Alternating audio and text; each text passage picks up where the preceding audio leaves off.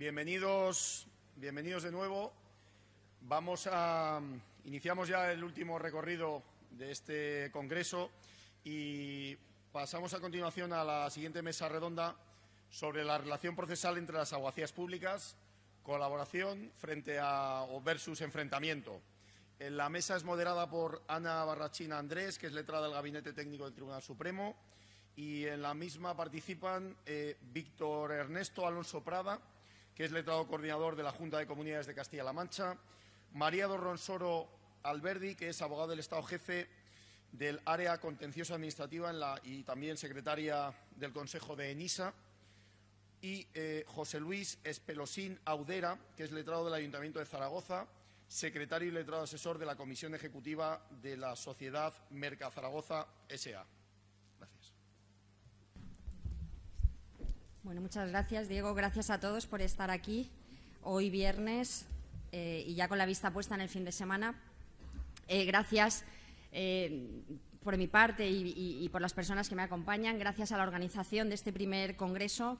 Reitero lo de primer congreso porque estoy segura de que no va a ser el primero y único, sino que va a ser el primero de muchos otros que vendrán después, ¿no? Bueno, la mesa que me corresponde moderar, bajo un lema del Congreso Unidos por el Servicio Público, pues va a tratar de abordar las relaciones procesales entre las diferentes abogacías públicas. En este caso tenemos representada a la Abogacía del Estado, a Abogacía de Comunidad Autónoma y a una abogacía local. Porque a lo largo de las jornadas y a lo largo de las diferentes mesas que han tenido lugar y que nos han precedido, pues hemos podido observar que hay una serie de materias que son transversales, que nos afectan a todos, a todas las abogacías, a todas las administraciones por igual y todos los letrados nos implicamos en buscar soluciones precisamente por esa unión por el servicio público, ¿no? Que, como reitero, es el lema del Congreso. Pero ocurre que en muchas ocasiones son las propias administraciones las que nos enfrentamos. La presentación de los ponentes que me acompañan ya la ha hecho Diego. Yo quiero dar la bienvenida a Víctor Alonso Prada, letrado coordinador en la provincia de Albacete de la Junta de Comunidades de Castilla-La Mancha. Aquí tenéis una breve reseña de su currículum. Nos acompaña también María do Ronsoro Alberdi, que es abogada del Estado, jefa de área de contencioso en la Dirección General de lo Contencioso, y José Luis Espelosín, compañero letrado local del Ayuntamiento de Zaragoza y además secretario de la empresa Mercazaragoza S.A. Es el coordinador de Derecho Tributario en el Ayuntamiento de Zaragoza. Y bueno, como decía al comienzo de mi intervención, la mesa lleva por título esa relación procesal entre las abogacías, colaboración versus enfrentamiento. Y yo voy a empezar por el enfrentamiento. Y como nuestra idea ha sido hacer una mesa que sea ágil, dinámica y, por supuesto, participativa, y cuando digo participativa no me refiero a que participemos los 4 que estamos aquí sentados, sino que podamos participar todos los que nos acompañáis, yo voy a lanzar una primera pregunta, y es ¿por qué se enfrentan las administraciones, ¿no? ¿Tienen nuestras administraciones respectivas una visión diferente del derecho? ¿Tienen una visión diferente de lo que está bien y de lo que está mal? Porque hasta ahora hemos visto que todos estamos muy de acuerdo en los temas de contratación, en los temas de empleo público, pero realmente se producen muchos enfrentamientos, hay muchos litigios entre administraciones. El ordenamiento jurídico nos proporciona una serie de herramientas previas a los procesos judiciales para intentar canalizar estas, vamos a llamarlas disfunciones, ¿no?, que se producen en la relación entre administraciones. Hablamos de comisiones bilaterales, conferencias sectoriales y el requerimiento de anulación de actos administrativos, figura esta ampliamente conocida en el mundo local. Yo quería preguntaros, y os lanzo la pregunta, y os la lanzo a los 3, si vosotros consideráis que estas herramientas que el legislador pone para procurar, para procurar el entendimiento entre administraciones realmente son eficaces y sirven para este fin pretendido. Es decir, ¿es posible que una administración llegue a entenderse con otra y llegue a alcanzar algún tipo de acuerdo? ¿O pensáis que esto es, bueno, pues que si hay que ir se va, pero ir para nada es tontería? Cualquiera de vosotros. Hola, buenos días a todos. En primer lugar, me vais a permitir comenzar mi intervención dándole las gracias a Ana, puesto que, como ha indicado, esta mesa es fruto de su trabajo de coordinación y realmente nos ha traído aquí a todos en volandas. Dicho esto, también quiero agradecer a mis compañeros del Consejo por confiar en mí para intervenir un poco en representación de los letrados de las comunidades autónomas. Y ya, por dar respuesta a la pregunta que has lanzado, y si es posible o sirven estos instrumentos, pues la realidad es, yo creo particularmente, que sirven más bien poco, ¿no? Y sirven más bien poco porque los intereses que nosotros defendemos o ante los que uno tiene que actuar para, en su intervención ante los órganos jurisdiccionales, aunque coinciden en la denominación, intereses públicos, intereses generales, ¿no?, ciertamente son divergentes, ¿no? Cada administración pues tiene su propio interés, su particular interés público, su concreto interés general, y eso nos lleva al enfrentamiento y en muchas ocasiones a la imposibilidad de alcanzar acuerdos previos que eviten los litigios. Provengo y defiendo a una administración autonómica pues, que pues, tiene litigios recurrentes, por ejemplo, en materia del agua, ¿no? ¿Serviría cualquiera de estos instrumentos para solventar o evitar esta litigiosidad? Pues no, porque si no hay acuerdo político difícilmente va a haber un acuerdo técnico que evite el litigio, ¿no? Entonces, ciertamente son herramientas, algunas de ellas son presupuestos preprocesales, ¿no?, o herramientas que pueden ser utilizadas para adelantarse a conocer los argumentos de aquel que se va a sentar enfrente de los estrados, pero que en realidad, o por lo menos la experiencia que yo tengo, es que no evitan el ulterior litigio. Bueno, en primer lugar también buenos días a todos y muchísimas gracias, Ana, por habernos liderado en esta mesa, que espero que sea de interés. Es un placer estar aquí con vosotros. Yo comparto totalmente lo que acaba de exponer Víctor. En mi experiencia personal, especialmente con los requerimientos que se hacen con carácter previo a la interposición de recursos contenciosos, no sirven para mucho. Es, creo yo, una manera que tienen los gestores de ganar tiempo para poder llevar a cabo algún tipo de negociación política. Pero si no hay esa voluntad política, la realidad es que el recurso se acaba interponiendo y se acaba tramitando un procedimiento judicial. Hay veces también que estos requerimientos se utilizan como arma arrojadiza a la otra parte para intentar precisamente doblarles el brazo cuando sea posible o aunar criterios. Y entiendo en este sentido que como abogados lo que tenemos que hacer es siempre aplicar el principio de prudencia, y aunque sepamos que puede haber alguna suerte de negociación externa a lo que es el ejercicio de la abogacía para intentar reconsiderar las posturas, desde la Abogacía del Estado lo que hacemos, como digo, aplicando ese principio de prudencia, es intentar evitar que se pasen los plazos procesales. Esto es, si conocemos que hay un requerimiento y el requerimiento no ha sido contestado en plazo, a través del cliente recibimos la autorización o la petición de que se formulen acciones. Y nosotros en ese caso sí que iniciamos la vía judicial para evitar que se pierda precisamente la ventana de oportunidad que ofrece el artículo 46 de plazo de 2 meses para recurrir. Otra cosa es que una vez iniciado el procedimiento y si realmente el gestor tiene voluntad, pues se pueda terminar en un acuerdo y el pleito pueda quedar solventado extrajudicialmente o extraprocesalmente. Pero la realidad es que yo coincido en que este tipo de herramientas no consigan el fin para el que quizá fueron creadas. Claro, pero aquí vosotros creéis, y también te lanzo la pregunta, José Luis, que nosotros como letrados públicos deberíamos tener una intervención más activa, una presencia más decidida y con una mayor capacidad de toma de decisiones cuando se trata de tramitar estos mecanismos? ¿O debemos de estar un poco, bueno, aparte de ese control de plazos, etcétera, ¿no?, un poco como que, bueno, pues los órganos gestores que se apañen, que ya nos vendrá a nosotros el pleito? ¿Qué capacidad tenemos o deberíamos tener? Bueno, buenos días a todos. Bueno, perdonar la voz que tengo, que es fruto de este hito histórico que vivimos ayer por la tarde, que fue esta lluvia en Córdoba, y me ha dejado esta voz. Bueno, yo primero voy a hablar un poquito de lo mío antes. Mira lo que te he puesto. Bueno, no me digas gracias. Que no lo he hecho con cariño. Bueno, con cariño, me ha sacado muy joven y muy guapo. Bueno, la primera foto es del año 17, de una conferencia en Zaragoza con la primera sentencia de plusvalía, que también me lucí con mi dote de adivino. Ya os contaré luego. Bueno, aparte de los agradecimientos a todos los organizadores por la osadía e inconsciencia de sentarme aquí en el estrado, menos mal que es la última ponencia. En primer lugar, a mí me gustó mucho la intervención ayer de Fernando Bertrán, cuando dice: aquí estamos los letrados del 551. Es decir, un regimiento, un auténtico regimiento de letrados. Porque claro, la Ley Orgánica del Poder Judicial sí que fue un hito, porque en realidad declaró formalmente la igualdad procesal de todos los letrados públicos. porque antes no era así. La ley de juicio de contenido del 56 atribuía a la abogacía del Estado, según el artículo 34, la representación de defensa de las corporaciones locales, salvo que éstas designaran letrado o litigasen entre sí. Situación que mejoró la antigua ley del 45, con lo cual que era el Ministerio Fiscal el que se encargaba de la defensa de la comunidad local. Imaginaros lo que dedicaba el Ministerio Fiscal, exclusivamente tema de procedibilidad. Segundo hito ha sido este Congreso, unidos los tres cuerpos. Nos hemos reconocido formalmente, nos hemos conocido, hemos intercambiado experiencias. Ha sido, bueno, un lujo los ponentes. Aquí estamos todos.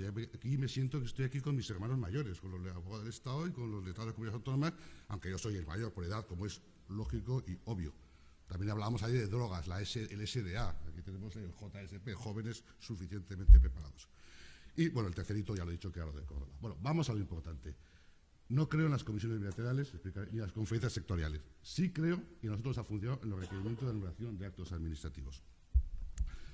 Empezaré por lo tercero. Nuestra experiencia es, perdonar, nosotros en el decreto de estructura de organización de la Seguridad Jurídica Municipal, sí, además fue a iniciativa nuestra, pusimos que debíamos informar preceptivamente todos los requerimientos de anulación de actos administrativos. Y consideramos que eso es importante, pues decir, si luego al final este asunto vamos a llevar nosotros en el procedimiento, en el juicio, vamos a ver si efectivamente se puede atender. Y debo reconocer que nosotros hemos cumplido bastante. Digo, ¿por qué? Porque normalmente los requerimientos de anulación nos han venido de la Administración del Estado. Porque los conflictos que hemos tenido con la Administración del Estado son siempre porque nos hemos pasado 4 pueblos. Nos hemos extralimitado, nos hemos venido arriba, hombre, somos la cuarta ciudad de España, también un poco de que sacar el cuello, y hemos legislado cosas que no nos corresponden. Hemos empezado a hablar de prohibiciones de contratar, distintas a las establecidas en el antiguo texto que fundía el contrato de sector público, y especialmente en tema de pactos, convenios, pues una serie de mejoras sociales y retributivas a los funcionarios fuera del marco jurídico. Y entonces nosotros sí que hemos hecho informes diciendo que debía aceptarse el requerimiento y hemos trasladado con gran pesar a los sindicatos de que estos artículos no podían ser. Comisiones bilaterales. Hay un componente político que absolutamente distorsiona toda la realidad. Nosotros en Aragón tenemos una ley, la Ley 10/2017, 30 de noviembre, que regula el régimen especial del municipio de Zaragoza como capital de Aragón, la llamada Ley de Capitalidad. Y tenemos ahí un órgano permanente, su artículo 20, que es el Consejo Bilateral de Capitalidad, que sus funciones son coordinación y colaboración entre el Gobierno de Aragón y el Ayuntamiento de Zaragoza en lo que afecta a sus respectivas competencias y responsabilidades. Y una de las funciones de este Consejo Bilateral, que solamente forman parte miembros consejeros de ambas instituciones. Digo consejeros porque en Zaragoza los tenientes de alcalde, y esto fue una cosa del señor Belloc, también se les llama consejeros. Solo intervienen consejeros. Hay unos grupos de trabajo preparatorios donde, respondiendo a tu pregunta, nosotros no intervenimos. Alguna vez nos preguntan algún tema que está judicializado que demos nuestra opinión, pero realmente son los coordinadores de área de cada área de gestión los que preparan la comisión bilateral. Y claro, entre sus funciones, la letra K del artículo 22, resolución de conflictos que puedan surgir. Bueno, está muy bonito. Tenemos un asunto judicializado que era la reversión del edificio de los antiguos juzgados de Zaragoza. Nosotros solicitamos la reversión porque se habían abandonado los juzgados y la comunidad autónoma puso ahí los servicios sociales. El tema está en los tribunales y pues lo llevamos a la comisión lateral diciendo no, que vamos a llegar a un acuerdo, una arreglo. Pues lo llevamos y tal. Y acta de 29 de noviembre de 2021 de la comisión. Las partes deciden que siga el procedimiento judicial, que lo resuelva el juez. Eso sí, respetando el derecho de cada parte a agotar todos los recursos. Es decir, en vez de resolverlo ya, no, vamos hasta el final. A ver, solamente han funcionado, independientemente del Consejo Bilateral, cuando ha habido una voluntad real. Es decir, cuando a la comunidad autónoma le ha interesado extremadamente un tema y coincide la conjunción planetaria, como la lluvia de ayer, que al ayuntamiento también le interesa un tema especialmente, por motivos políticos. Entonces llegan y se pactan fuera de la mesa, con lo cual el trabajo de los pobres funcionarios, el grupo de trabajo, no ha valido para nada, porque al final ha sido la decisión política. Por tanto, yo no creo mucho en estas comisiones bilaterales. Perdonad una cosa, ¿os habéis dado cuenta las veces que ha salido la palabra política? Desde que estamos aquí hablando. Pues espérate. Víctor, María ha hablado de negociación política en ese ínterin, en ese tiempo durante el cual se desarrollan las comisiones o las conferencias sectoriales o incluso se tramitan los requerimientos de anulación. Tú, José Luis, has hablado de motivos políticos. Víctor no ha usado la palabra político, pero ha hablado de el particular interés público de cada administración, como que cada una puede tener, pues bueno, un interés propio, quizá basado, ¿no?, en esos criterios políticos. ¿La política influye en nuestro trabajo?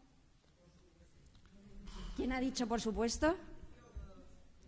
¿Alguien más dice por supuesto? Todos, ¿no?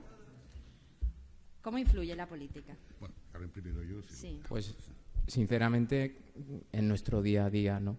En general, todas las actuaciones en las que nosotros intervenimos parten de una decisión, en muchas ocasiones anudada a esa supuesta neutralidad que se predica de la Administración, pero en otras ocasiones gira en torno a una determinada decisión de un gestor de tomar una determinada senda, incluso en ocasiones a sabiendas de que esa senda está abocada al fracaso, ¿no?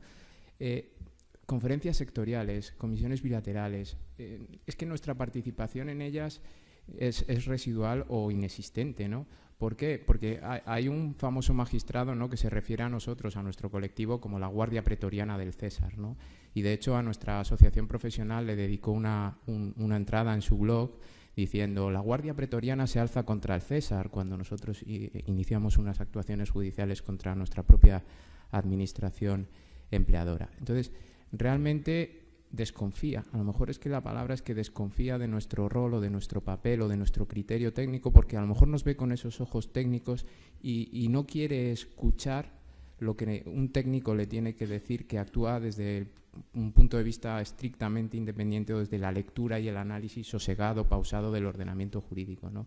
Yo creo que todos los que estamos aquí, si por algo nos caracterizamos, es que, como decía el juez Oliver Wendell Holmes, ¿no?, un buen abogado no es aquel que se lía a dar argumentos, sino a predecir el resultado, ¿no? ¿Qué es lo que va a pasar? Nuestra visión o nuestra formación nos lleva a adelantarnos a realmente lo que va a ser el resultado. Entonces, eso, tristemente, el patrón que se observa, o por lo menos que se observa en el ámbito en el que yo actúo, es que a nosotros el papel que se nos reserva es el de la mera defensa del acto debido, ¿no? Ya una vez que tengo el acto, la decisión, tengo el conflicto judicial, entonces si tú, que eres miembro de mi Guardia Pretoriana, empieza a desarrollar argumentos, y ahí entra en juego otro papel que para mí es esencial, ¿no?, el que tenemos que jugar ya una vez se ha iniciado ese litigio, ¿no?, que es la defensa de nuestra credibilidad, ¿no? Y esto lo enlazo a la importancia de que nuestro actuar en los tribunales se observe con rigor lo que dice el 542 de la Ley Orgánica del Poder Judicial, ¿no?, la lealtad y la buena fe procesal, porque el daño que nos podemos hacer es que nosotros perdamos nuestra credibilidad profesional ante un tribunal. Y sin dejar de hacer nuestra función, sin dejar de asumir nuestra responsabilidad de defensa de ese acto, de esa actuación administrativa, ante todo yo creo que lo que tenemos que hacer es actuar con honestidad, ¿no?, con honestidad que nos sirva para el futuro, ¿no?, y no perder esa credibilidad. Claro, la política puede influir a la hora de hacer, ¿no?, pero quizá también de no hacer. Me refiero cuando están cerca elecciones generales, locales, autonómicas, ¿no?, y hay una cierta querencia por parte de los gobernantes de, bueno, pues el que venga detrás, pues ya que se apañe con esto. Y, en fin, yo aquí, mientras menos se metan las abogacías o mientras menos criterios técnicos, pues bueno, ya después de elecciones que entrarán otros, pues ya se apañarán, ¿no? ¿Eso es algo que se perciba en las abogacías públicas? En mi opinión personal coincido con lo que ha dicho Víctor. Yo creo que en el día a día, en la actuación contenciosa, el cambio político que pueda haber se nota muy poco, y creo que la mayor parte de nosotros podemos decir que en el ejercicio diario de nuestras funciones contenciosas no recibimos ninguna indicación política, y creo que también es así en el ámbito consultivo. Quizás el tamaño de la administración también influye. Mucho. La cercanía del cliente también influye, ¿no? No es lo mismo quizá de hablar de la abogacía del Estado, que puede tener más distancia física de su cliente, según qué casos, de un letrado consistorial que lo tiene en el despacho de al lado, ¿no? Entonces creo que eso también es un elemento a considerar y que quizá por eso mi visión sea distinta.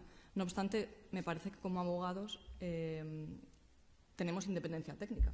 Y tenemos independencia técnica respecto de terceros, de órganos judiciales, de medios de comunicación, ambiente social, y también debemos tenerlo respecto del propio cliente, que debería delegar en nosotros la decisión de cuáles son los mejores argumentos jurídicos para la defensa del caso. Quizá esta independencia técnica tenga un límite que es el principio de jerarquía.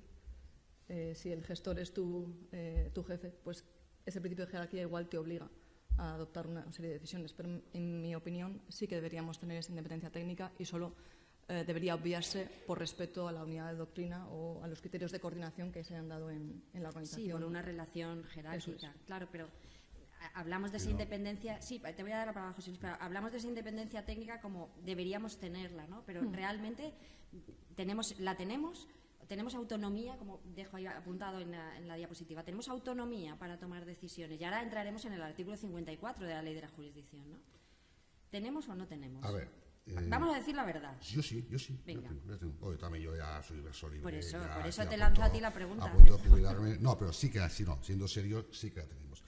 Sobre todo en el tema contencioso. Es decir, nosotros no recibimos ninguna instrucción. A veces, cuando les interesa algún asunto, y esto más lo quiero comentar con vosotros, permite que os tutee.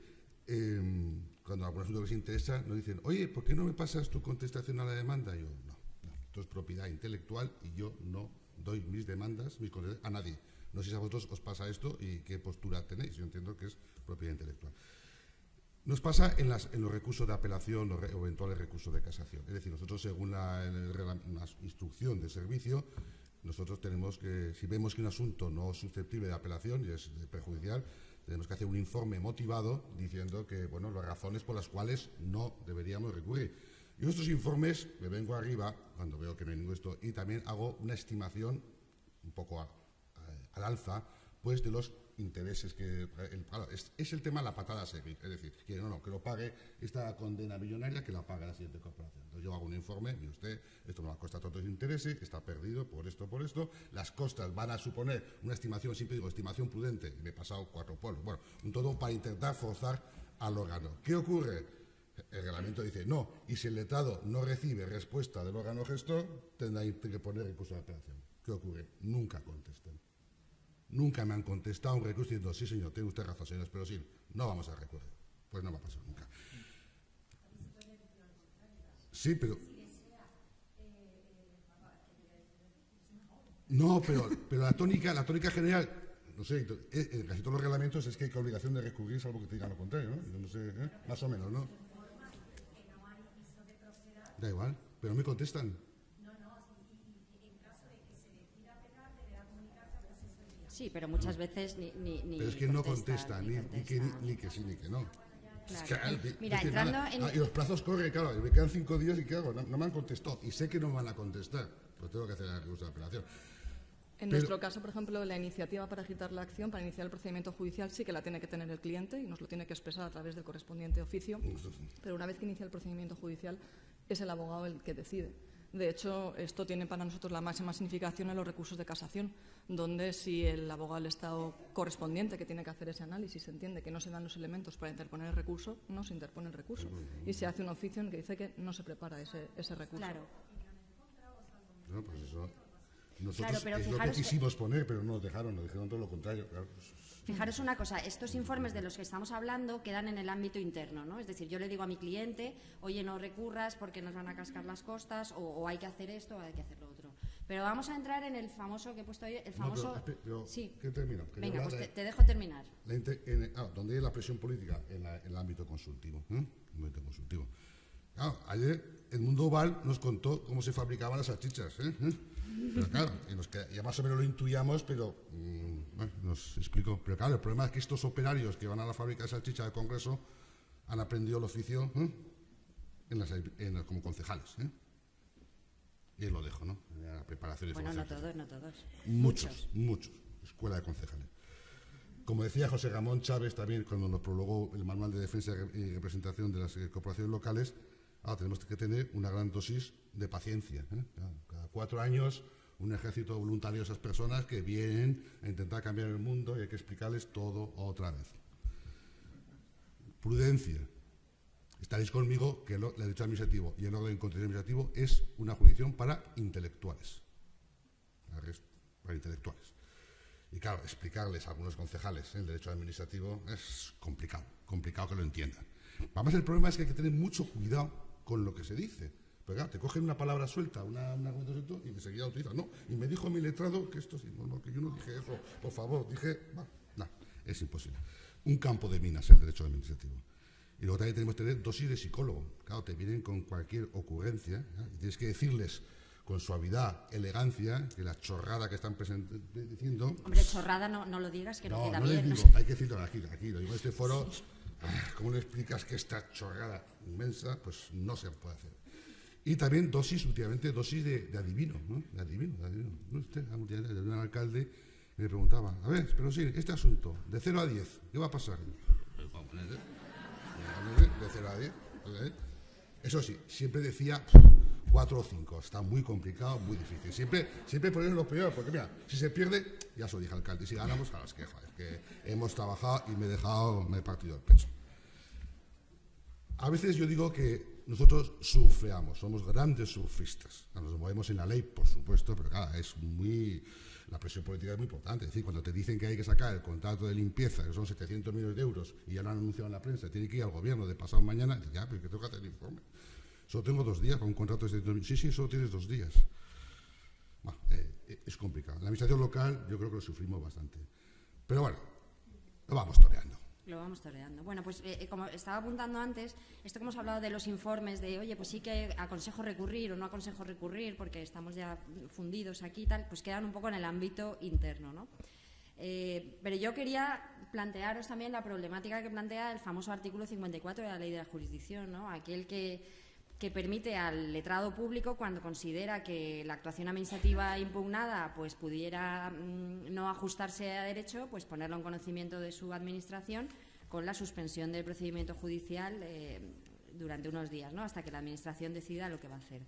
Claro, yo recojo un guante un poco a lo que decía antes Fernando en la mesa anterior, cuando hablaba bueno, a veces es mejor que apreciamos que hay un conflicto de intereses en la defensa con el empleado público y en vez de nosotros renunciar a la defensa le decimos, oye, búscate otro abogado que venga y se persone y así nosotros no quedamos mal, en fin, y todos están amigos y así no parece que la propia administración te está diciendo delincuente, hablando claro, ¿no? Bueno, pues con el artículo 54 nos pasa lo mismo. Viene, en cierta manera, vosotros todos lo sabéis, a reconocer, el letrado se plantea si lo que está haciendo de defender a su administración pues está bien o está mal y pide esa suspensión. No todas las administraciones actúan igual con respecto a este artículo 54. ¿Tenéis problemas para poder emplear este mecanismo o tenéis absoluta libertad para pedir esta suspensión del 54? O lo tenéis prohibido, que también podría ser, ¿eh? En nuestro caso no hay ninguna indicación al respecto y yo creo que nuestra experiencia práctica nos lleva a aplicar el artículo 54 sin decir que lo estamos aplicando.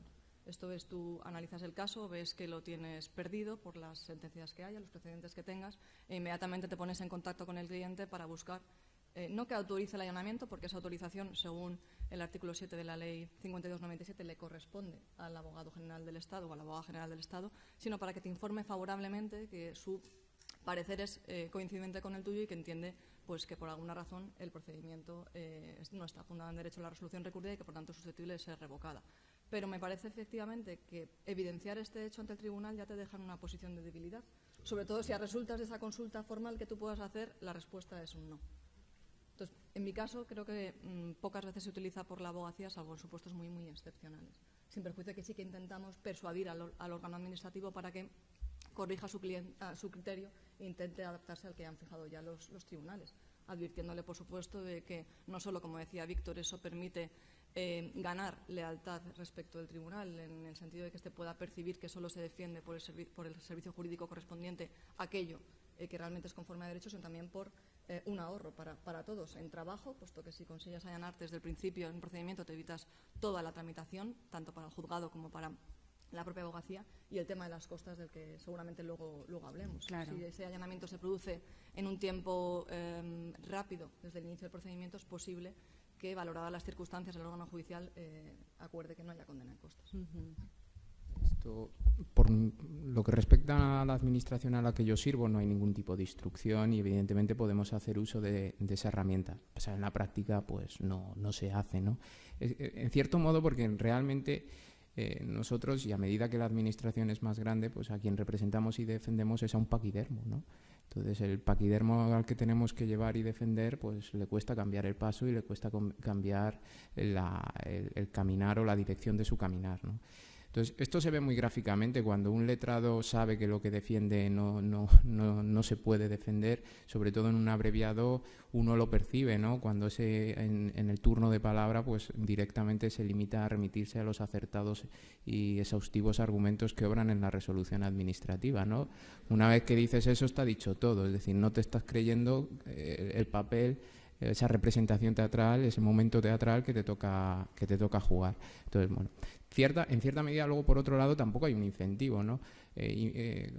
Convidar o tratar de animar a tu administración a allanarse en un litigio cuando tú sabes que aún así va a ser condenada al pago de las costas, la reflexión del gestor es la siguiente: bueno, pues seré condenado al pago de las costas, pero esto se va a diferir, esto se va a demorar en el tiempo y bueno, pues no me interesa evitar este conflicto, sobre todo cuando son asuntos recurrentes. Nosotros en Castilla-La Mancha venimos padeciendo, por ejemplo, el tema del personal estatutario, la carrera profesional del personal estatutario del Servicio Público de Salud de Castilla-La Mancha, donde ya pues da vergüenza leer el apartado, el fundamento dedicado a la condena en costas, ¿no? Es que nos condenan en costas por nuestra mala fe, pues el actuar de la administración, que a sabiendas de que lo que está haciendo es manifiestamente no ajustado a derecho, pues persiste, es contumaz en el incumplimiento, ¿no? Hombre, para las entidades locales, José Luis, tu experiencia la experiencia que tenemos con el artículo 54... A mí no me gusta y no lo aplico, y te voy a explicar por qué. Venga, explícame. No me gusta porque primero me da un plazo muy perentorio, un plazo de 20 días. Hombre, 20 días es... No, me da un plazo perentorio de 20 días. Yo prefiero utilizar... Yo cuando veo un asunto que no tiene defensa, y mira que yo soy pasional y me gusta defender todo, lógicamente intento que el servicio gestor rectifique su resolución.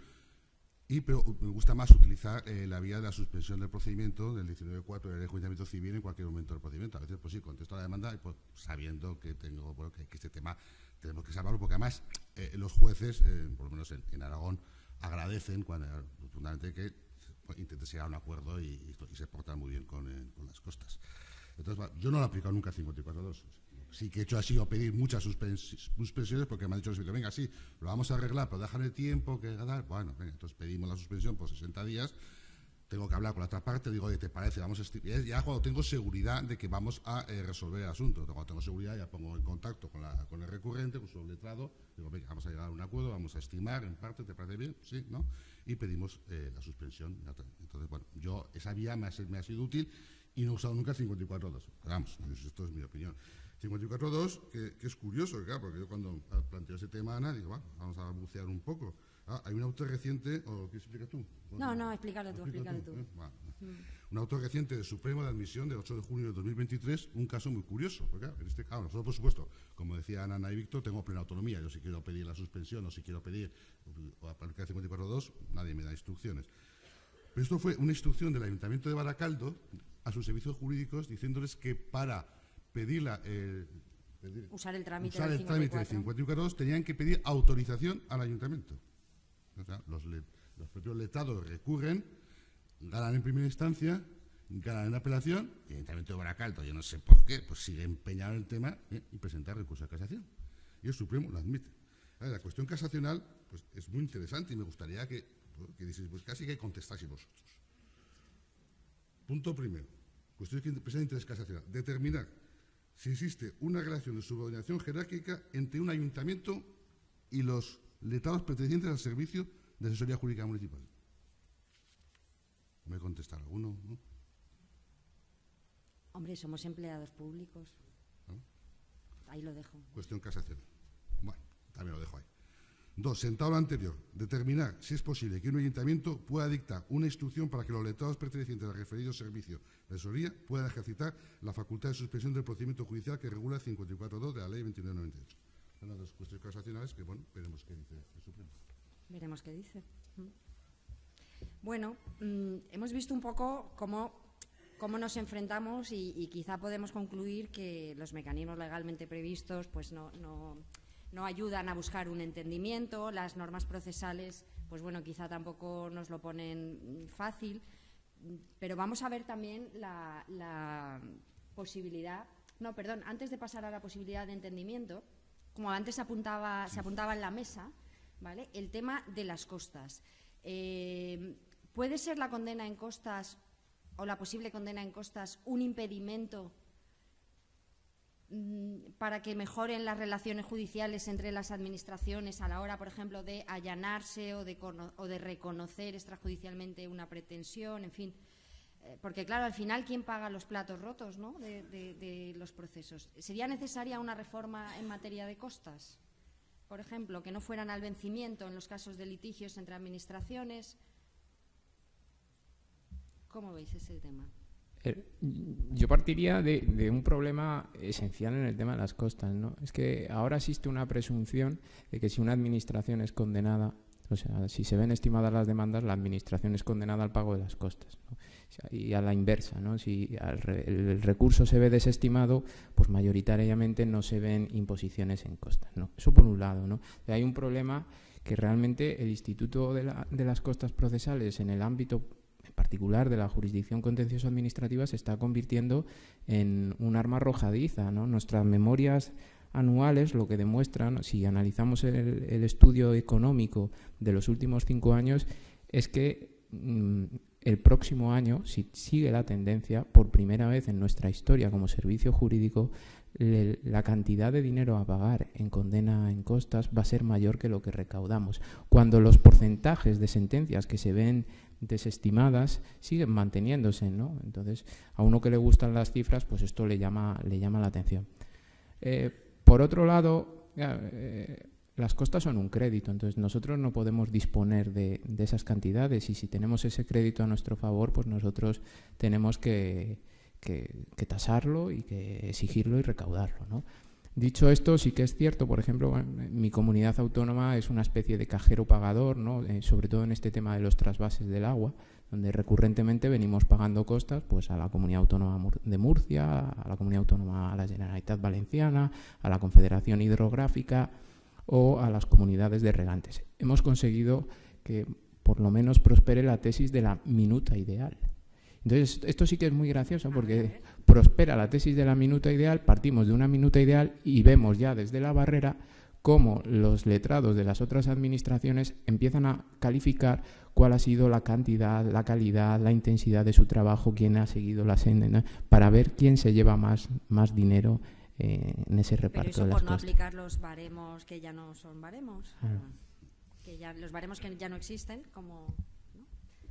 se valora la calidad del trabajo a la hora de tasar. ¿Te refieres a eso?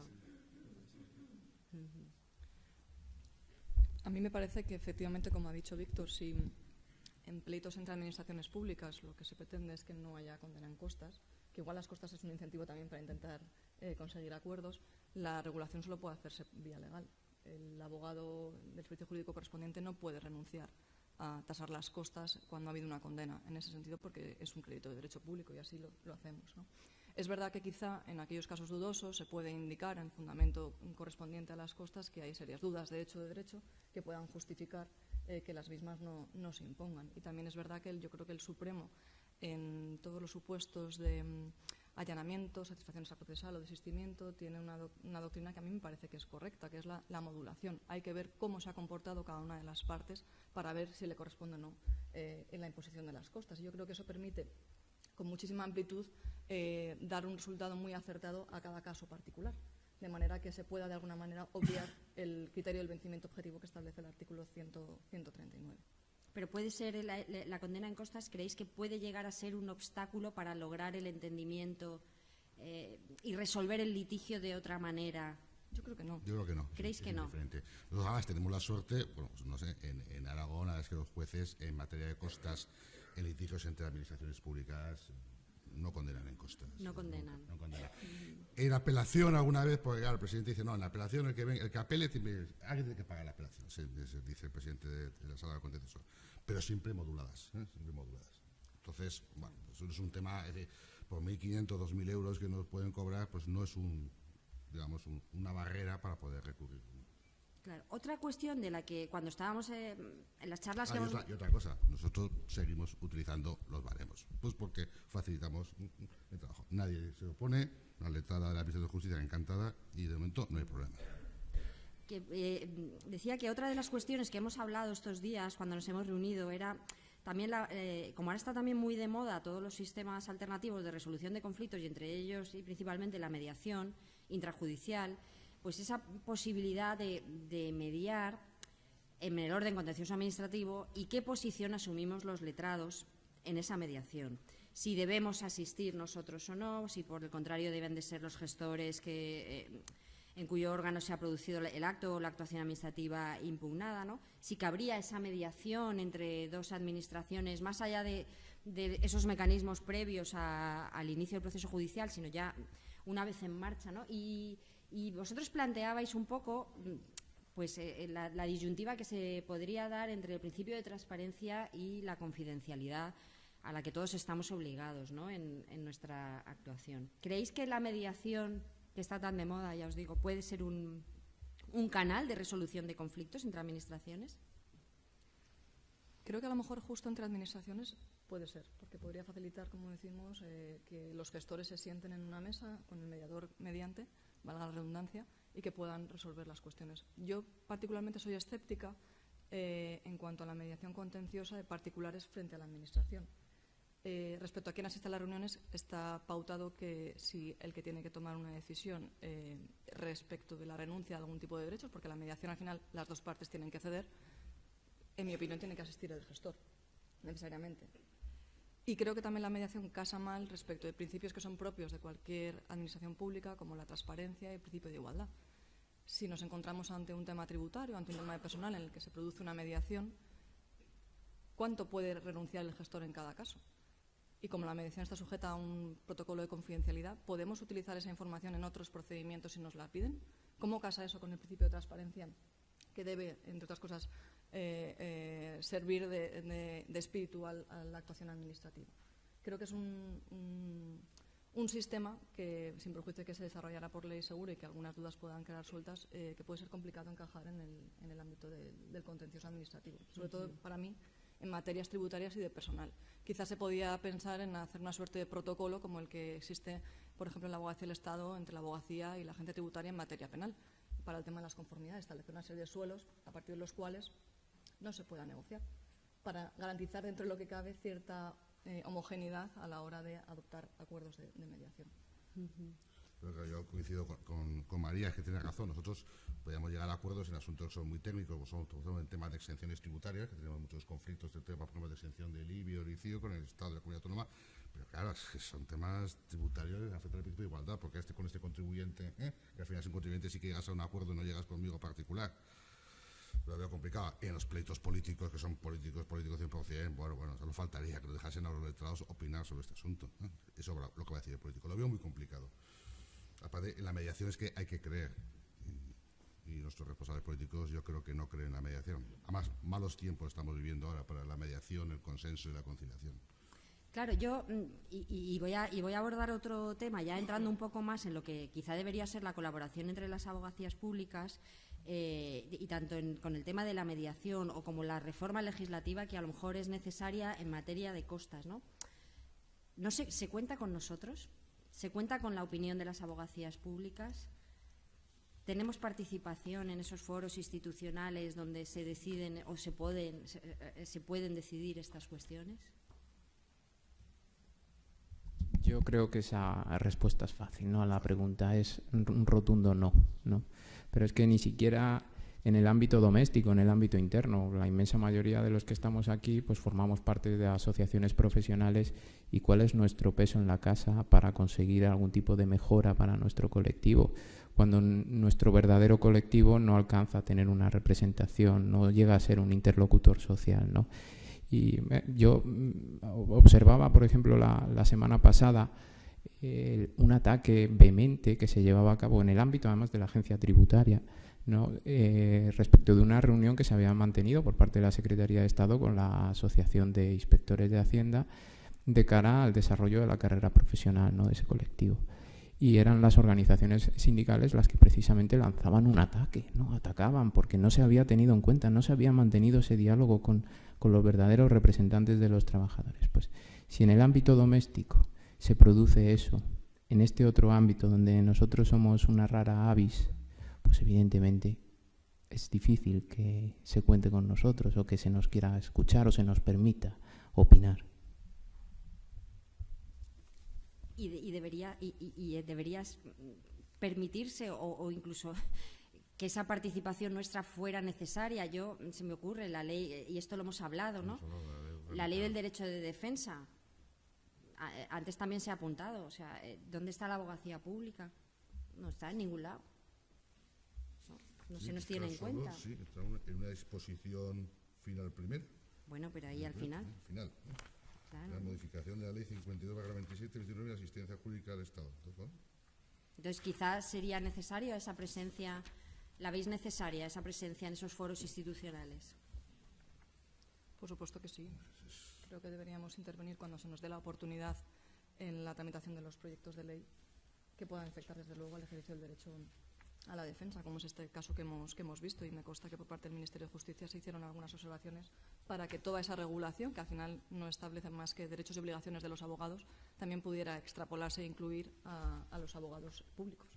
Yo creo que es indispensable que este foro contribuya a ello, que podamos intervenir en la creación de las regulaciones que nos afecten, sobre todo en el ejercicio de nuestras funciones. Claro, porque aquí hace referencia a que se aplicarán los artículos 15, 16 y 17, que regulan, por ejemplo, el artículo 15, la garantía de confidencialidad entre las comunicaciones y el secreto profesional.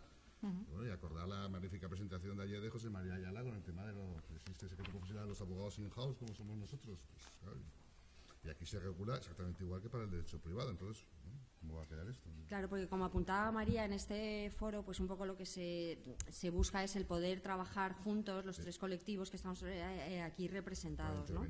Y ese trabajo juntos, yo creo que ha tenido un antes y un después con ocasión de la pandemia, ¿no? La pandemia, yo creo que para todos ha supuesto un cambio en la manera de trabajar y un cambio en la manera de relacionarnos.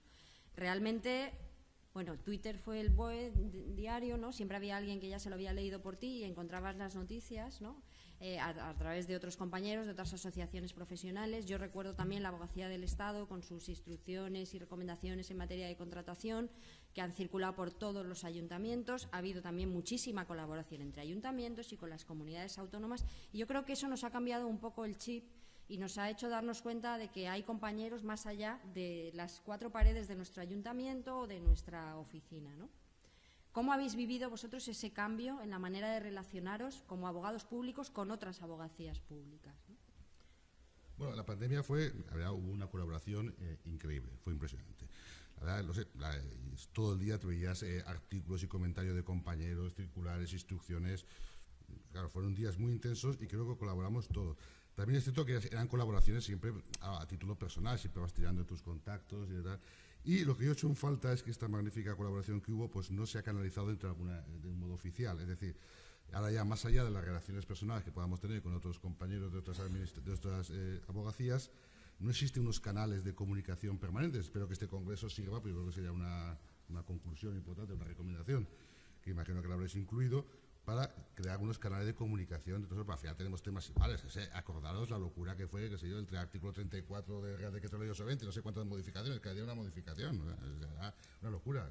Todos los días había que reportar al ayuntamiento o al Estado de la Comunidad Autónoma, pues todas las modificaciones. Era todo nuevo, no sabíamos qué hacer. Fue una época, la verdad es que fue dura y convulsa. Yo no he trabajado más en mi vida que en la época de la pandemia. No sé, a mí me hacía gracia toda la gente colgando vídeos de las tontadas que hacía en casa. Yo estaba todo el día con el boletín oficial del Estado. A las 0001 ya estaba yo conectado, porque a las 7 de la mañana ya me estaba llamando toda nerviosa, y con razón, lo entiendo, la concejala de Patrimonio y Contratación, a ver qué hacíamos con los contratistas. Yo, calma, ya los atenderé, pero es que no, yo no doy más de sí. Y creo que un poco esta magnífica colaboración que hubo, a grandes profesionales, catedráticos, libremente creando foros y dando sus opiniones, un poco habría que canalizarlo de un modo oficial, esa es mi opinión. Yo creo que también, y vinculado a lo que hemos dicho antes, de participar en las modificaciones legislativas, en la pandemia se empezaron a celebrar vistas telemáticas, que creo que todos hemos podido comprobar que para determinados supuestos, no vale para cualquier procedimiento, pues son muy útiles. Permiten satisfacer de manera perfecta el derecho a la tutela judicial efectiva y al mismo tiempo permiten no consumir tiempo en desplazamientos y hacer todas las vistas, por ejemplo, de contencioso administrativo en un abreviado en una mañana, ¿no? Con cierta cierta... De que aquí se ha producido una especie de partido de tenis donde hemos ido pasándonos la pelota entre el Estado, las comunidades autónomas, quien era el responsable, sobre todo el responsable de cara a la tramitación de determinados expedientes de responsabilidad patrimonial. Creo que una solución limpia al problema hubiese sido plantear un conflicto negativo, ¿no? No se ha hecho, no ha habido tampoco interés por hacerlo desde ningún prisma, ni el estatal ni el autonómico, y esto se traduce pues en situaciones kafkianas donde nos encontramos procedimientos en un TSJ que se elevan al Supremo pero que vuelven del Supremo al TSJ porque al final resulta que el Supremo entiende que no es el competente objetivamente para enjuiciar eso porque no hay una actividad del Estado, ¿no? O a la inversa, es verdad, las comunidades autónomas nos está sirviendo para invocar la falta de legitimación pasiva cuando realmente no ha habido una reclamación individualizada dirigida a la misma, ¿no? Dicho esto, también creo que se está perdiendo la oportunidad de la modernización de la Administración de Justicia. Lo que ha dicho María es que en una realidad, si funcionaba, y lo que funcionaba, si funciona bien, ¿por qué vamos a dejar de utilizar esa herramienta, ¿no? Todos nos sentíamos a gusto, a lo mejor hay determinados tipos de procedimientos que no lo permiten, pero en aquello en lo que sí que sea posible, pues dejemos de vivir en el siglo pasado y vivamos en el siglo en el que nos encontramos, ¿no? Claro, quizá deberíamos aprovechar y foros como este y todas las abogacías públicas por reclamar ese tipo de medidas, ¿no? Que yo creo que al final nos benefician a todos. También el tema de la colaboración yo lo querría situar en un plano de esas materias transversales, ¿no? De las que tanto hemos hablado. Hay situaciones en las que yo creo que todos debemos decir lo mismo o por lo menos todos manejarnos con el mismo criterio, ¿no? Especialmente quizá en aquellos asuntos o que pueden propiciar litigios con sentencias susceptibles de extensiones de efectos, ¿no? Hablo en materia de personal o en materia tributaria. Hay otras materias que de por sí son transversales, como pueda ser la contratación. Y quizás sería conveniente que todos los abogados públicos, digamos que tuviéramos unos mismos criterios jurídicos, ¿no? Para poder determinar, por decirlo de alguna manera, lo que está bien o lo que está mal, ¿no? ¿Creéis necesario o creéis conveniente que existieran foros, existiera algún mecanismo procesal que permitiera la unificación de criterios por parte de las abogacías públicas? Bueno, ahí hemos comentado en las reuniones previas, bueno, posible volver a recuperar, proponer que se recupere de algún modo el antiguo recurso de casación en interés de ley. Bueno, no sé, algo ejemplo, que impida que queden firmes sentencias, por ejemplo. Os voy a poner un ejemplo, ¿no? Así inventado. Imaginaros en un procedimiento judicial que se pudiera reconocer la fijeza directa de un funcionario interino en abuso de temporalidad y el servicio jurídico de esa administración pues decidiera no recurrir la sentencia y quedara firme y se produjera esa y otras más, ¿no? O, en fin, por poner una materia que es con la que yo me desenvuelvo. Claro, nadie tiene nada que decir sobre esto. O sea, ¿cómo puede afectar ese tipo de pronunciamientos judiciales que luego, desde luego, los ciudadanos, o en ese caso los funcionarios, van a intentar extenderlos, ¿no? en otros litigios y nadie puede decir nada, no se puede unificar un criterio, una manera de actuar? Quizás, mira, volviendo al tema de la casación hay una cosa llamativa, ¿no? Un ámbito en el que nosotros compartimos lugar y posición procesal con el Estado, ¿no? La tributación cedida. Entonces llega la tributación cedida y viene una sentencia pues desfavorable para la Administración.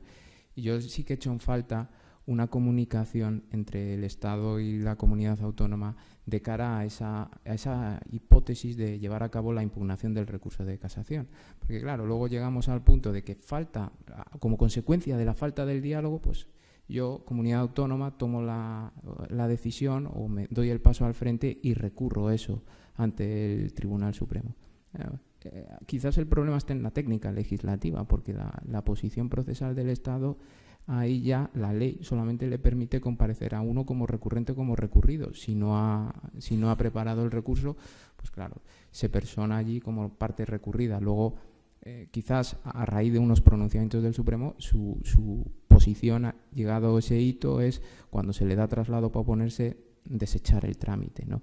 Pero Yo creo que si nosotros tomamos la decisión de vamos a recurrir esto, probablemente lo razonable sería que lo trasladásemos o lo hablásemos con la abogacía del Estado correspondiente, en este caso pues en mi ámbito territorial, pues yo decírselo al abogado del Estado jefe en Castilla-La Mancha, decir, oye, vamos a recurrir esto. Os unís, podemos simultanear escritos, luego se concentrarán, ya veremos, ¿no? Si ya falta eso, falta todo lo demás, porque luego están asuntos que, claro, son masivos y provocan el efecto cascada, ¿no? Estoy pensando, por ejemplo, en el tema de los trienios de los laborales funcionarizados. Primeras sentencias aquí en Andalucía, precisamente creo recordar, y llega lo que dice el Supremo, luego responde el legislador y ahora volvemos con unos autos de admisión en el Tribunal Supremo que derivan de Extremadura y estamos el resto a la espera de ver, porque nos va a afectar o se nos están recurriendo en casación sentencias en un sentido discrepante, ¿no?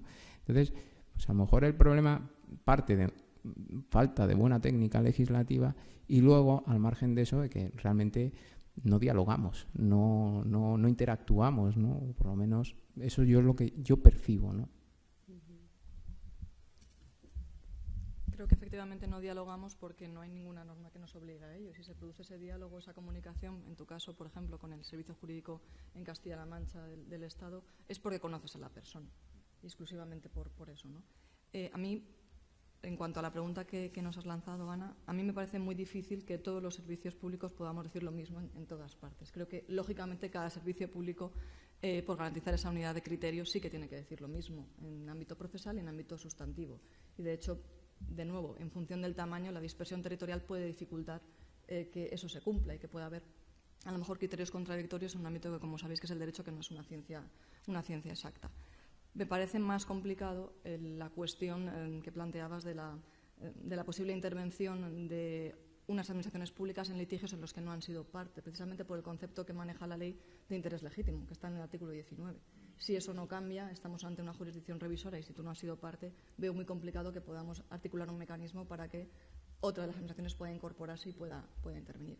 Y, desde luego, si fuera una sentencia de un juzgado, pues yo, como defensora, lo que haría sería decir que esa sentencia no vincula al otro tribunal. Cuanto más bajo, pues mucho mejor para reforzar ese argumento, ¿no? Salvo que estemos hablando, lógicamente, de sentencias del Supremo. Claro, lo que pasa es que no todo llega al Supremo o desde luego no todo lo que llega se admite, ¿no? Ahora el ejemplo que ponía Víctor de los trienios del personal laboral que luego ha adquirido la condición funcionarial, pues porque lo ha llevado Extremadura, ¿no? Pero podría no haberlo llevado o podría estar dándose la misma problemática en otras comunidades autónomas que hubieran decidido que se confirmaran las sentencias de instancia si es que fueran contrarias, ¿no? a las de, por ejemplo, las de Extremadura, ¿no? Y al final se crea una disparidad de criterios sobre un mismo asunto, pues porque no hay una unificación, ya os digo, porque no todo puede llegar o ser admitido por el Tribunal Supremo, ¿no? Y al final eso a quién perjudica, pues al ciudadano realmente, ¿no? Y si nuestro lema es el servicio público, pues parece que choca un poco, ¿no? Mira, por ejemplo, una cosa que me ha llamado la atención, ¿no? Ahora mismo en el Supremo, que yo controle a través del CENDOG, conozco de varias impugnaciones directas del Real Decreto 270-2022, que es el que viene a disciplinar cómo tienen que ser los baremos, ¿no? El contenido de los baremos en los procesos de estabilización de empleo público que surgen de la Ley 2021, ¿no? Y hay una sentencia que es de 5 de octubre, que son los recurrentes en ese caso en concreto son de Canarias. Claro, nosotros, las comunidades autónomas, o formamos parte de la creación de ese Real Decreto porque fuimos escuchados como interesados y tenemos puesto en marcha los procesos selectivos. Al final el cuerpo docente es un cuerpo de carácter nacional y, como decía, además, en el seno de esa sentencia, el Tribunal Supremo, es decir, la norma es detallada hasta el extremo de que poco margen tiene la comunidad autónoma. En todas las convocatorias que ya están en marcha, que ya se están ejecutando, ya se han ejecutado de estabilización de los distintos cuerpos y especialidades docentes, se ha aplicado eso. Nosotros creo que sí que tenemos un interés legítimo, pero nadie ha velado por el emplazamiento de las administraciones autonómicas. Y yo creo que, por ejemplo, ese es un hito, es una tipología de proceso donde claramente hay un interés legítimo de la administración autonómica.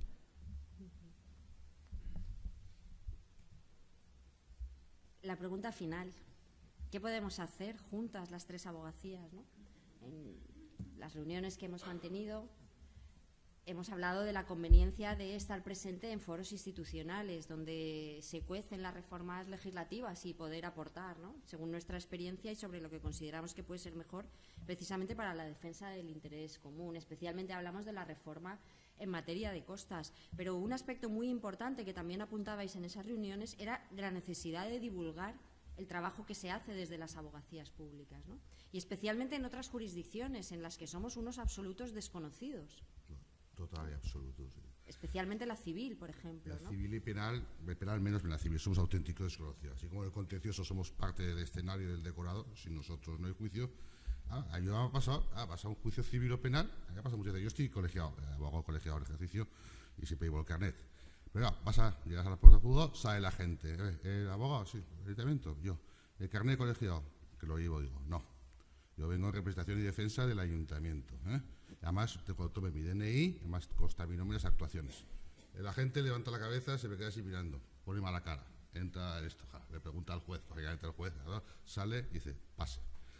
Podías ahorrarme todo esto y sacar pero no, estoy defendiendo al ayuntamiento y no tengo por qué seguir mi carnet. O sea, somos desconocidos, nadie nos conoce y cambio lo contencioso, pues estuviéramos en nuestra casa. Esa es mi experiencia.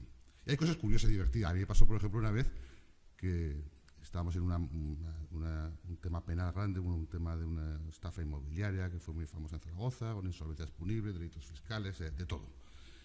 Y bueno, entonces la agencia tributaria estaba por un tema de delito fiscal y nosotros por una insolvencia punible. Pues un día en un interrogatorio vimos a los acusados, no estaba la abogacía del Estado porque no estaba acusado por delito fiscal, pues hice unas preguntas y tal, y el abogado del imputado en ese momento, claro, que era un señor mayor, después de intervenir yo, dijo, claro, usted ha respondido a preguntas del señor abogado del Estado. Yo, joder, me identificó como abogado del Estado porque estaba defendiendo al ayuntamiento. Fue una cosa pues muy curiosa, ¿no? Auténticos desconocidos en el orden civil y penal. A nosotros ha tocado grandes discusiones. Claro, nosotros tenemos procuradora, la procuradora comparece a efecto de notificaciones, pero lógicamente a los juicios no viene ningún orden jurisdiccional. Claro, en el civil a veces nos ponían pega, oiga usted, pero ¿no?, su procuradora, que vengo por el 551, el batallón 551, batallón de guerrilleros locales, 551. No hay manera, somos bastante desconocidos. Sí, pero a veces somos desconocidos, pero más que nada me refería yo al desconocimiento que hay de las limitaciones que tenemos en nuestra actuación procesal, ¿no? Pues a la hora de llegar a acuerdos, a la hora de allanarnos en un procedimiento judicial, ¿no? Es que no saben nuestro régimen. Claro, se desconoce absolutamente. En la jurisdicción civil, claro, no saben nos tratan a veces como abogados, claro, como no podemos abogados transaccionar privados, y allanar ahí, no hay una audiencia previa, no podemos allanarnos, que es lo que quiere el juez civil, que nos allanemos una transacción. Claro, nosotros no podemos, entonces claro, nos confunden. Entonces, ¿ustedes qué son? Nos preguntan a ellos. Claro, pero quizás es un poco culpa nuestra también, ¿no?, de no haber sabido ponernos en valor, ¿no?, delante. Lo tiene más fácil, la abogacía del Estado tiene más fácil y lo de la comunidad autónoma. Nosotros, claro, que somos una auténtica banda de guerrilleros. Nuestra atomización y territorialidad es tremenda. Junto a funcionarios de carrera, hay laborales al servicio de asesorías jurídicas, existen abogados externos y, claro, para algunos abogados jurisdiccionales, cuando viene un señor que dice que defiende al ayuntamiento, no sabe lo que es. Eso también surgió a ley para esto, para crear, así podemos crear un estatuto del abogado local. Entonces, bueno, pues a nosotros nos cuesta, ellos tienen menos problemas. El abogado está encima, viene con su toga magnífica, perfectamente identificado, y nadie duda de que es el abogado del Estado. Nosotros, no, ¿usted quién es? Nadie duda de que es el abogado del Estado, eso está claro, ¿no? Pero muchas veces en otras jurisdicciones que no son propiamente la contencioso administrativa, pues quizás se desconoce. Hombre, claro, en la contencioso desde luego no, esto no ocurre, ¿no? Como el fiscal en lo penal, si no estamos nosotros no hay juicio. Claro, bueno, o sí que lo hay, si no estamos, pero en fin. Respetan bastante. Pero te quiero decir, que en otras jurisdicciones quizás se desconoce nuestro trabajo, nuestras limitaciones, nuestra forma de organizarnos y sobre todo que más allá de ganar un pleito, que a todos nos gusta ganar las batallas, pues nosotros estamos para la defensa de un interés general, que no es el interés particular o que no es el interés de fulanito en el que se personifica el órgano gestor del determinado asunto. Entonces hay veces como que se confunde un poco el rol que asumimos, la parte, ¿no?, con el abogado, ¿verdad? Yo eso, en mi experiencia profesional, también me han pedido a veces el poder en el ámbito de la jurisdicción social, con una entidad convenida, que entiendo que eso puede suscitar más dudas. Pero respecto de confundir la parte con el abogado, me ha pasado sobre todo en el ámbito penal, que estuve en el departamento y con el tema de las conformidades, pues había jueces y juezas que entendían que podías transigir a todo lo que te proponía la otra parte, ¿no? Pues no, yo no voy a pagar los intereses legales. Pues que no lo pague. Digo, es que la ley te lo impone, el artículo 58 te lo impone, no me van a autorizar en ningún momento a que le condene esta parte. Les trataría mejor al delincuente fiscal que al infractor administrativo, ¿no? Y hay algunos órganos judiciales que no lo entienden y te ponen a veces en situaciones muy, muy comprometidas, porque incluso este tipo de alusiones las hacen enfrente del acusado o de las defensas, ¿no? Y sí que es verdad que creo que incluso entre operadores jurídicos no se conoce cuáles son los límites que tiene la intervención de un abogado público. Claro. No, pero ni el Ministerio Fiscal. Por este mismo asunto, resulta, nos llama la fiscal. Después aparece la fiscal, lo siento mucho, tengo que meterme, aunque se está grabando. ¿No? Sí. Vale, seré moderado. Claro, estamos 6 años de instrucción. El Ministerio Fiscal pocas veces apareció. Llega el día anterior, nos cita, bueno, aquí he hecho un escrito, llega una conformidad con todos los acusados, había 15 acusados, 50 empresas, bueno. Llegamos a la reunión, a la fiscalía, y viene el abogado del Estado, un compañero, muy amigo, y veo que viene con el escrito, Y le digo a la fiscal, bueno, tomen aquí el escrito y tal, y digo yo, oiga, ¿por qué el abogado del Estado tiene ya el escrito, lo ha podido mirar? Muy majo, Ignacio, muy majo, no, si lo he mirado, está fenomenal, está bien. Y yo pregunto a la fiscal, oiga, ¿por qué tiene...? Hombre, es el abogado del Estado. Muy bien, efectivamente, buen amigo. Pero él está aquí representando a la agencia tributaria y yo estoy representando al Ayuntamiento de Zaragoza, que este señor nos ha hecho una insolvencia punible de 900.000 euros. Usted, dígame qué diferencia de trato procesal hay. La fiscal fue prudente y se cayó. Ahí hay una cosa donde sí que creo que tenemos que hacer una lucha conjunta, ¿no? Sobre todo con el tema de los actos de comunicación procesal. En el orden civil y en el orden penal quizás menos, pero en el orden civil es que es un atropello recurrente. Entonces, yo puedo entender que un ciudadano no conozca las normas, puedo entenderlo, ¿no? Pero alguien que trabaja en una oficina judicial debe conocer las normas. Y a lo mejor puedo entender que no conozca o no se haya querido leer o observar la ley de asistencia jurídica del Estado, ¿no? Que se nos aplica a todos, pero es que la ley de enjuiciamiento civil te dice dónde tienes que llevar a cabo esos actos de comunicación procesal. Entonces, eso no se puede ignorar. Y entonces es que es recurrente, no es algo puntual que tú te enteres de un proceso civil cuando te están diciendo que designe cuenta que se va a proceder a llevar a cabo un embargo. Y eso es pues algo donde nosotros nos tenemos que, de una forma conjunta, reivindicar nuestros derechos y garantías procesales. Se habla mucho de las prerrogativas, que si prerrogativas, privilegios. Yo creo que eso ya es algo del pasado y es todo lo contrario. Estamos en el escalón por debajo, ¿no? Claro, a veces lo que decías, ¿no? No te enteras o te enteras de la pendencia del asunto cuando ya están en una ejecución y dices, no te enteras de lo que te tienes que enterar y al mismo tiempo te enteras de lo que no te tienes que enterar.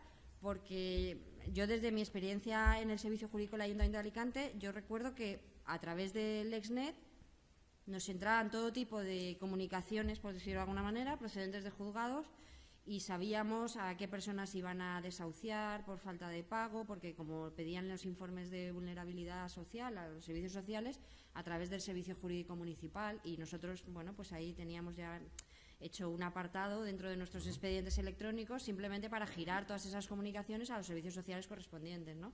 Quien te dice eso, te enteras de un conflicto matrimonial porque resulta que es funcionario o funcionaria una de las partes litigantes y se pide como prueba un informe de sus retribuciones y te entra a través del servicio jurídico también, y así un montón de cosas, ¿no? Pero luego a lo mejor cosas importantes que te deberían de entrar, o como pueda ser una demanda civil o lo que sea, pues no entra a través del Lexnet, porque en los juzgados de lo civil no se plantean que el Servicio Jurídico Municipal pueda tener un buzón del Lexnet. Y entonces, bueno, pues, a nosotros nos pasa mucho. De hecho, nosotros tenemos un servicio jurídico administrativo de apoyo a la asesoría jurídica, además que está físicamente con nosotros, auxiliares administrativos, personal de apoyo, y claro, y tenemos 2 auxiliares que se dedican exclusivamente a descargar todas estas comunicaciones. Nosotros lo veamos asuntos generales, y no son asuntos judiciales, porque el Ayuntamiento al final se decidió todo lo que venga a los juzgados, sea lo que sea, que pase por la asesoría jurídica. Pero no, realmente no es por la asesoría jurídica, es por un servicio que tenemos de apoyo de tramitación de asuntos judiciales. Bueno, entonces, claro, Es que antes te enterabas, efectivamente, de todas estas cosas que dices. Este se ha separado, le han embargado la pensión, los hijos, tal. Y luego de repente viene el correo y tienes en papel comunicaciones de juzgado social, de juzgado civil, mercantiles, cosas de lo más variopintas. Como dice Víctor, no hay ninguna justificación. No.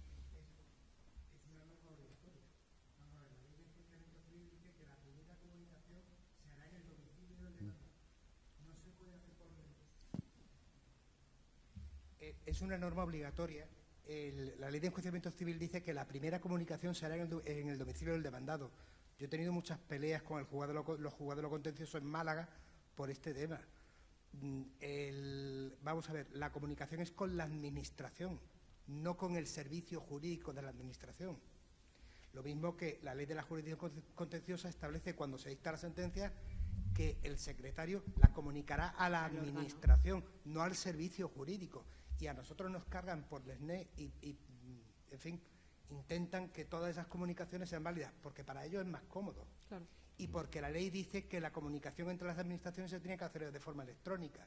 Pero es que resulta que el sistema Insight que está previsto en Andalucía no funciona en los juzgados de Andalucía. Entonces, y todo esto es una pelea con los juzgados. Al final llegas a un acuerdo y dices, bueno, pues mira, admitimos pulpo como animal de compañía. Pero bueno, porque también hay un afán de colaboración entre en nuestro caso, nuestro ayuntamiento y los juzgados, pero que no te hagan comulgar con ruedas de molino. Yo creo que comparto totalmente lo que has dicho. Creo que se confunde de nuevo al abogado con la parte y se utiliza a veces al abogado como mensajero para pedir el expediente administrativo, para un requerimiento de prueba o para cualquier tipo de actuación. Y también me planteo si no sería posible que existiera algún tipo de comunicación telemática entre los juzgados y la administración, que pudiera sustituir al sistema de los testimonios en papel, que al final yo creo que es lo que provoca que muchas veces haya retrasos en la comunicación de datos que nos pueden pedir los... Orbe, ¿están usando Orbe? ¿Perdón? Orbe. Pues pero claro, mirad que lo que es cada comunidad va por libre, o sea, es que esto... Orbe lo conocí, había oído hablar. Insight, ya primera noticia. Ya, Insight, sí. Primera noticia. ¿Y cómo es? Insight. Sí.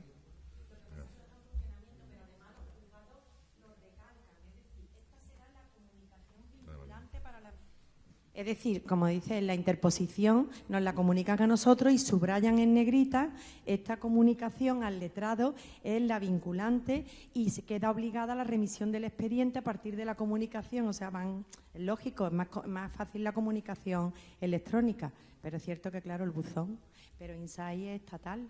Lo que pasa que... ¿Funciona Insight en algún sitio? Sí, pero que sí funciona, porque en Andalucía no, o en Málaga al menos. Insight cumple la ley, porque te entra por el registro de entrada electrónico del ayuntamiento. No a través del buzón del Exnet. Yo pongo siempre el mismo ejemplo cuando hablo con algún letrado de la Administración de Justicia. Si mi alcalde o mi concejal quiere ese asunto dárselo a un letrado externo, ¿por qué tiene que entrar por asesoría jurídica?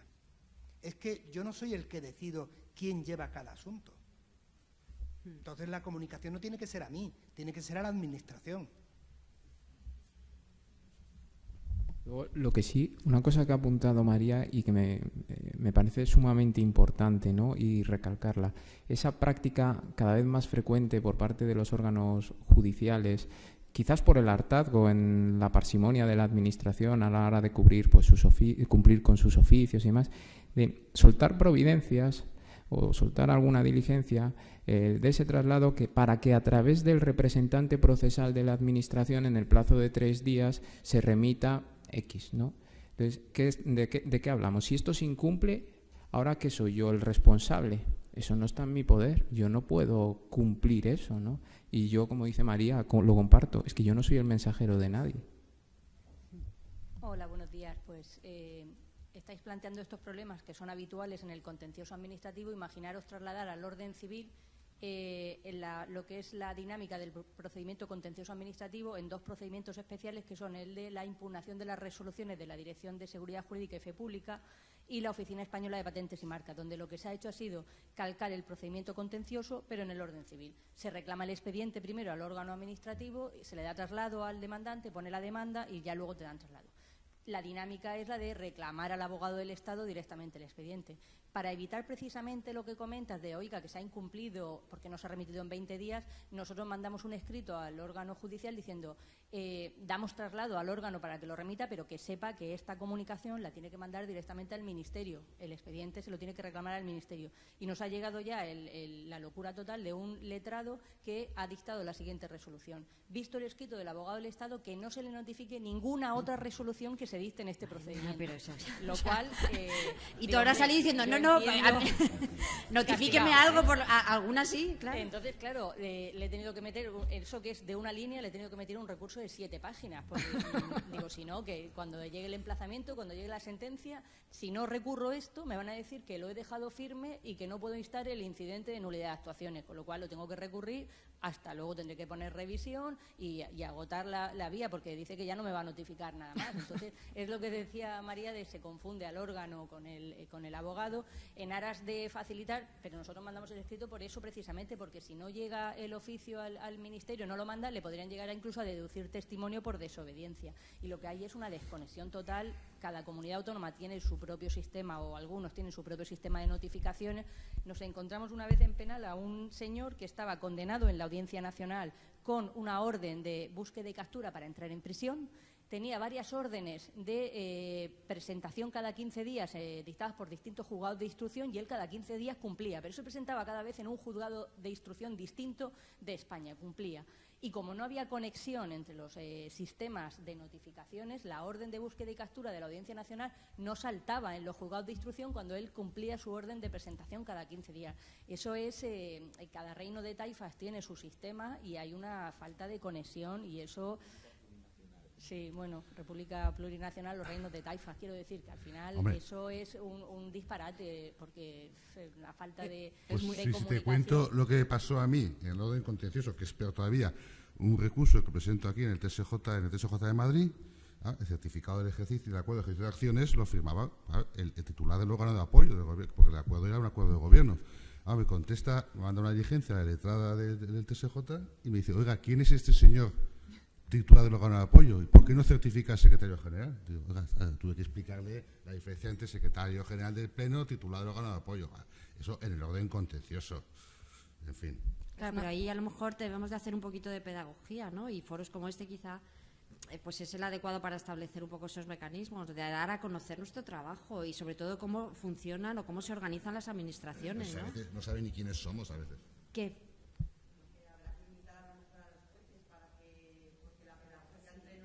No, claro.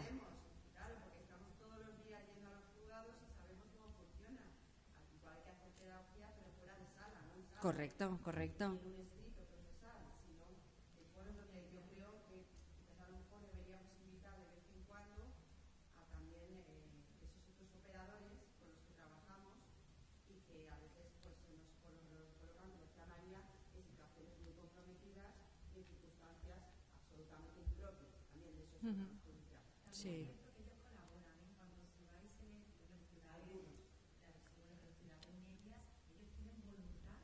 Sí, pero mira lo de Lucía, una frase, un recurso de 7 páginas, claro, que tendría que dejar de hacer 2 millones de cosas para apagar ese fuego, porque como somos bomberos letrados, pues apagando fuegos ahí todo el día. Claro. Muy buena. Perdón, soy Francisco Zamora, letrado de la Comunidad de Murcia. Simplemente quería, no sé si hemos abierto esto, ya la participación y todo, pero estamos participando lógicamente con la mesa. Agradeceros la exposición, pero yo quería compartir 2 experiencias. Primero, que me voy muy tranquilo porque estamos haciendo una terapia de grupo estupenda y ya vamos viendo que los problemas que se van produciendo se producen exactamente igual en todos los sitios y todos sufrimos de alguna manera los procesos. Pero quería compartir 2 experiencias. Una, el tema que estamos tratando de la comunicación con los órganos judiciales a través del sistema INSIDE, que es el que remite el expediente, etcétera, que en la Comunidad de Murcia os puedo asegurar que está funcionando. Es decir, nosotros hemos hecho a través de la Escuela de Formación unos cursos de formación de los funcionarios, que son el órgano administrativo que tiene que remitir el expediente a través de esa plataforma. Es verdad que hay un problema inicial entre el Ministerio de Justicia y el Ministerio de Hacienda y Función Pública en la época del señor Montoro, en el que quería llevar su propio cargador de expediente el Ministerio de Justicia y le impuso el Ministerio de Función Pública un programa que ya estaba en funcionamiento, que era INSIDE, y que está, bueno, pues produciendo algunas cosas, problemas, pero al final con la formación a nosotros nos está funcionando. Con lo cual, sí quería transmitirlo porque creo que es posible que eso, que parece que no hay coordinación, exista. Y la segunda experiencia que quería compartir con vosotros es el tema que hemos hablado de la mediación, ¿vale? Una cosa que en el ámbito nuestro, en el ámbito territorial, el propio Tribunal Superior de Justicia de Murcia tiene un empeño especial en que la mediación funcione. Y os puedo decir que en el caso nuestro está funcionando.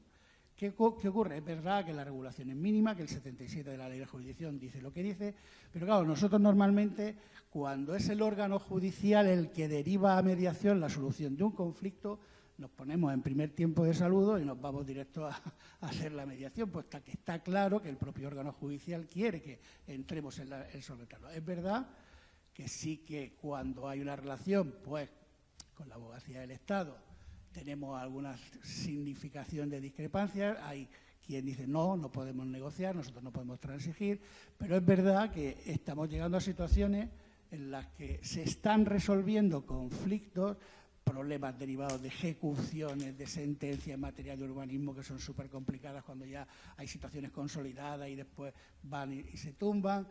Y nuestra experiencia está siendo, porque hay un protocolo que ha hecho el propio Tribunal Superior de Justicia, que seguimos, y la abogacía de la comunidad lo que hace no es mediar. Nosotros asistimos al órgano administrativo en la mediación para que los acuerdos que adopte estén dentro de la legalidad. Pero quien media, y a quien hemos obligado desde la Dirección de los Servicios a acudir a los actos, es al órgano administrativo autor del acto, que es el que tiene la responsabilidad de tomar la decisión de hasta dónde se puede llegar, hasta dónde no se puede llegar, y nosotros velar por que ese acuerdo sea conforme a la legalidad.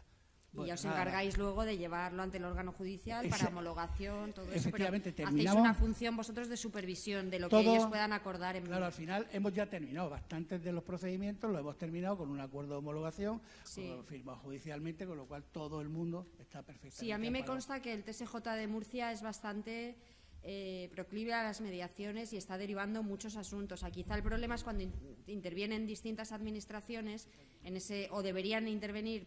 Sí.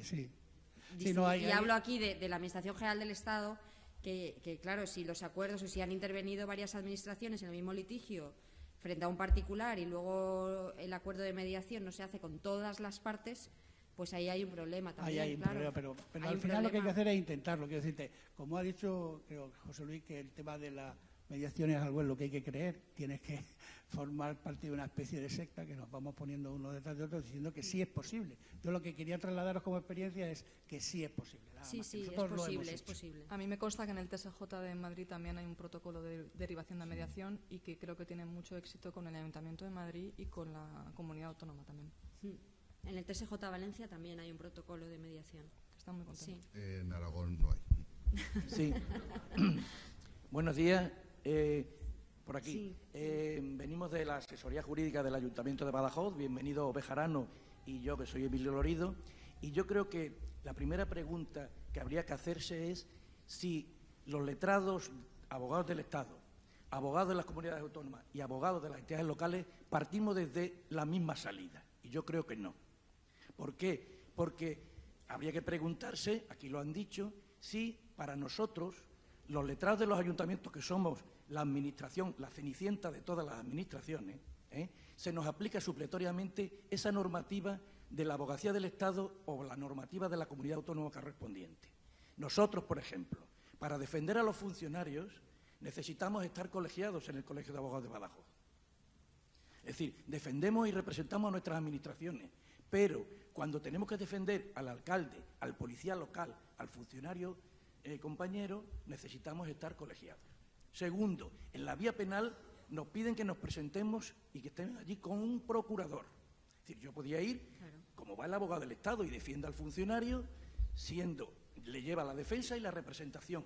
Nosotros no podemos. En la vía penal, tenemos que ir con un procurador. Hay ya una diferencia. El abogado del Estado se le notifica en su despacho profesional. ¿A nosotros se nos notifica en nuestro despacho profesional? Entonces, creo, y además a mí me parece que este foro es un foro estupendo, alabo a todos los que habéis organizado esto, y es, para empezar a andar juntos, tenemos que conocernos y saber de dónde partimos. Y partimos de algunas diferencias que son las que habría que solventar en esas leyes que se publiquen en el futuro y que también se diga en esa ley, por ejemplo, de asistencia jurídica del Estado, que se aplicará supletoriamente a los letrados de las administraciones locales. Porque lo que decía José Luis, vas a algunos sitios y te dicen, ¿y tú quién eres? Pues mire usted, yo soy letrado del ayuntamiento. Es decir, que hay también una administración pública. Y pasa en la vía penal, pasa en la vía civil. Hombre, en la contenciosa, a lo mejor nosotros incluso en Badajoz estamos más que el propio abogado del Estado y que el abogado de la Junta de Extremadura. Y nos conocen perfectamente y tenemos una relación estupenda, pero en otros, claro, contamos con que los letrados de los ayuntamientos estamos un poco olvidados en esa normativa. Es decir, y bueno, pues habría que planteárselo si eso lo dice la ley o no lo dice, o podemos entender, o yo le tengo que explicar al juez de instrucción, al juez o a la juez de instrucción, si, oiga, que soy letrado del ayuntamiento y vengo aquí a defender y a representar, por ejemplo, a este funcionario. Claro, Emilio, por eso una de las inquietudes de la Asociación de Letrados de Entidades Locales y uno de sus propósitos es conseguir la norma, que sabes que está, la tenemos confeccionada, pues un poco que permita igualar a todas las asesorías jurídicas municipales, ¿no? Y sobre todo configurar y delimitar bien la figura del letrado local con sus prerrogativas, sus funciones, ¿no? Y un poco procurando ese reconocimiento, porque sí que realmente muchas veces vamos a los juzgados y el juez no sabe si somos un abogado contratado por el ayuntamiento o si somos un funcionario o si somos el secretario del ayuntamiento que además hace de letrado. O sea, por eso hace falta procurar el conocimiento y precisamente divulgando nuestro trabajo, ¿no? Y nuestra organización, y lo hago extensivo, por supuesto, a letrados autonómicos y abogados del Estado, claro. Solo una inciso también. En cuanto al tema de INCIDE, nosotros allí funciona INCIDE, a cargador de expediente. Hace 5 años nos llamaron a nosotros a Cáceres, donde está el Tribunal Superior de Justicia de Extremadura, y nos presentaron este tema y eso parecía precioso. Digo, esto es la panacea, es decir, tú coges el expediente administrativo, lo metes en ese programita y directamente al juzgado de los contenciosos. Pero ¿qué ocurre? Por lo menos la experiencia que nosotros tenemos. Todo, primeramente, nadie ha enseñado a los funcionarios del Ayuntamiento de Badajoz, cada servicio tiene que mandar su expediente, porque claro, si los letrados tuviéramos que revisar cada expediente administrativo para mandarlo al juzgado, pues necesitábamos una legión de letrados. Pero nadie les ha enseñado nada, por lo visto funciona fatal, es decir, que tú tienes que ir cogiendo, ir metiendo papel por papel, folio por folio, cuando, claro, yo pensaba, tú tienes tu casi te sale mejor digital, ir a fotocopiarlo y llevarlo al juzgado. Entonces tardan horas en lo que antes hacía, antes cogías, lo metías en un CD, en un DVD y ya está. Pero es que hay secretarios, ahora se llaman letrados de la Administración de Justicia, que son, no quiero decirlo aquí, estamos en un foro público, bueno, que simplemente se cierran en eso. No, usted lo tiene que mandar por INCIDE porque esa es la forma que hay que mandarlo. Oiga, que no funciona. No, lo tiene usted que mandar por INCIDE. Es decir, que INCIDE, que el Ministerio de Justicia se dé un poquito de eso y que lo mejoren porque es que funciona fatal. Gracias. Bueno, yo quería terminar ya un poco porque quiero dar paso a los compañeros que tienen que exponer las conclusiones del Congreso y que todos nos podamos ir de fin de semana. Bueno, pues recordando un poco lo que sale de este Congreso, ¿no? ¿Qué podemos hacer nosotros juntos? Pues procurar una mayor presencia en los foros institucionales, procurar las reformas legislativas que consideremos que sean necesarias, bien para procurar el entendimiento entre administraciones, bien para evitar la litigiosidad con respecto a los ciudadanos y, fundamentalmente, divulgar, como se ha puesto aquí de manifiesto en las últimas intervenciones, divulgar nuestro trabajo y nuestra organización y, por supuesto, preparar el siguiente Congreso de la Abogacía Pública, porque os he dicho al principio que este será el primero de muchos que vendrán después.